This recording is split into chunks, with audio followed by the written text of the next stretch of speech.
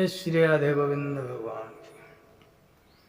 अक्सर करके राजा चित्रकेतु का वर्णन आता है श्रीमद् भागवत के गोकर्ण और धुंधकारी की कथा में, क्योंकि दुख पुत्र के कारण राजा चित्रकेतु को हुआ और राजा सागर को हुआ।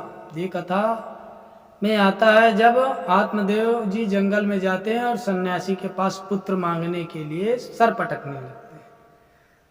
तो ये चित्रकेतु की कथा और चित्रकेतु कौन है, इसको वर्णन कहाँ है? तो श्रीमद् भागवत में ही है। तो जो महाराज चित्रकेतु थे उनके 1 करोड़ रानियां थी और किसी रानी के पुत्र नहीं था। लेकिन जब उनके यहाँ संतान नहीं थी तो देव ऋषि नारद के साथ कुछ साधु आए और उन्होंने उनका आतिथ्य स्वीकार किया और वही रहे। तो देखा महाराज पुत्र वियोग से परेशान हैं, तो उन्होंने कहा भाई महाराज सब कुशल मंगल है? तो चित्रकेतु ने कहा महात्मन सब कुशल मंगल है। तो चित्रकेतु को कुछ और ना दे करके उन्होंने पुत्र ही दे दिया, क्योंकि उनकी पुत्र में आसक्ति मतलब पुत्र में प्रेम था कि हमें पुत्र हो, पुत्र का मोह था, इसलिए उन्हें पुत्र दे दिया। और जब उनको पुत्र दे दिया तब वे पुत्र जब उनकी एक पत्नी को प्राप्त हुआ और बाकी पत्नियां बांझ थी, तो राजा ने जिन पत्नी के पास ज्यादा बैठने उठने लगे उनके पास पुत्र था। तो उन्होंने कहा देखो बहनों, जो हमारी सौत है इसके पुत्र हुआ है, इसलिए स्वामी इन्हीं को ज्यादा मानते हैं और इन्हीं के कक्ष में जाते हैं, हमको तो बिल्कुल दूर कर दिया। तो सारी जड़ जो है ये पुत्र ही है। तो उन रानियों ने उस पुत्र को विष दे दिया। जब विष दे दिया तो पुत्र परलोक सिधार गया। लेकिन रानी ने सोचा कि मेरा पुत्र सो रहा। जब दाई ने देखा कि काफी समय हो गया और मेरे लाल ने जागे नहीं, तब उन्होंने जाकर देखा तो वो तो है ही नहीं, रोती चिल्लाने विलाप करने लगी। जब विलाप करने लगी तो रानी भी आई, सर पीट पीट कर रोने लगी, राजा सभी लोग, और जिन्होंने विष दिया था झूठ मूठ को वो भी रोने लगी। जब अधिकतर विलाप करने लगी, रोने लगी, तो वहां नारद जी महाराज साधुओं को लेकर आए और उनको समझाने लगे। और समझाने लगे तो उन्होंने कहा आप हैं कौन?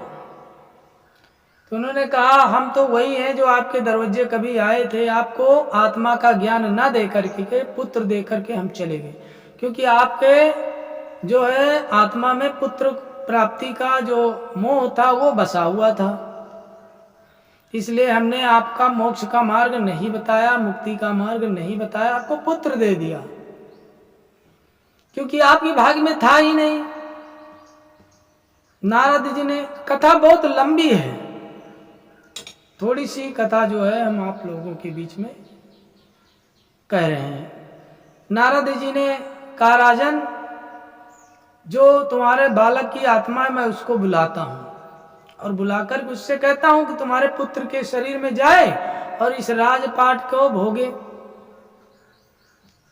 चित्रकेतु महाराज के पुत्र को, आत्मा को बुलाया। आत्मा आई, आत्मा से कहा देखो भाई तुम्हारे परिजन हैं, ये रो रहे हैं, विलाप कर रहे हैं, और तुम अपने शरीर में जाओ, अपने पिता के राज्य का सुख भोगो और इनकी संपत्तियों का पूरा आनंद लो और बड़े प्रेम के साथ इन सबके साथ रहो। तो उसने कहा ये मेरे किस जन्म के माता पिता हैं? मेरे तो अनेकों जन्म हैं, मैं अपने कर्म के अनुसार मनुष्य, देवता, पशु, किन्नर, गंधर्व, राक्षस, कीट मकोड़ा, अनेक प्रकार की योनियों को धारण करता हूँ। मैं स्वयं ही सृष्टि करता हूँ और स्वयं ही उसका अंत कर देता हूँ, नहीं मनुष्य की सृष्टि रचता हूँ और जिस सृष्टि में जाना होता है उसी में चले। तो बताइए कौन से मेरे देह के माता पिता है? मैं देवता था या गंधर्व था या ऋषि था, मुनि था, मनुष्य था? बताइए कब के ही मेरे माता पिता हैं? आत्मा से जब बात हुई तो आत्मा ने कहा देखो कोई किसी का माता पिता नहीं है, कर्म के अनुसार ही योनियां प्राप्त होती हैं। जिसको जितने दिन रहना है और कर्म के अनुसार उतने दिन ही उस योनि में रहना पड़ता है। और हमें इनको नहीं पता कि मेरे माता पिता किस जन्म के हैं। आत्मा से कुछ बात हुई और आत्मा वहां से चली गई और राजा चित्रकेतु का मोह जाता रहा। तो नारद ने कहा आत्मा जो है कर्म नहीं करती है, कर्म तो शरीर करता है, लेकिन शरीर यहीं पड़ा रहता है और आत्मा चली जाती है। जब आत्मा चली जाती है और कर्म शरीर करने वाला यहीं पर पड़ा रहता है, तो शरीर किया हुआ कर्म तो यही रहता है, शरीर और नष्ट हो जाता है, फिर आत्मा को क्यों भोगना पड़ता है। तो उन्होंने कहा आत्मा इस शरीर में आकर के कर्म को, कर्ता को स्वयं अपने ऊपर ले लेता है, इसलिए उसका जो है भुगतान उसे करना पड़ता है।